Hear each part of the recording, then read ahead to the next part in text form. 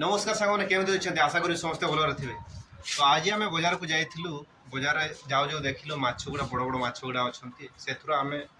गोटे माछ देखिलु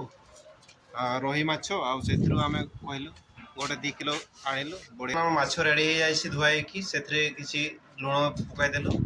से आम टे हलदी पकईदेवा आम भल भाव मिक्स कर मिक्स कर सारे आम कम से कम 15 मिनट ढांकी रखा सांग मैंने माछ फ्राए बर्तमान चलती माछ हो सारापर आम टेस्ट करवा सांग मैंने बर्तमान आर माछ फ्राए हो जाए सहित लाउ तरकारी अच्छी एटी आम पखाड़ भात अच्छी से फ्राए माछ सहित बर्तमान आम लंच करवा सहित अच्छी कड़म शाग ना कौन कहती सहित अच्छी आमलार खटा मिठा तैयार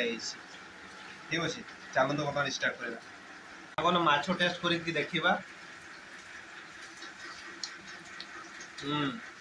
टेस्ट बहुत बढ़िया अच्छे आप घर बनातु।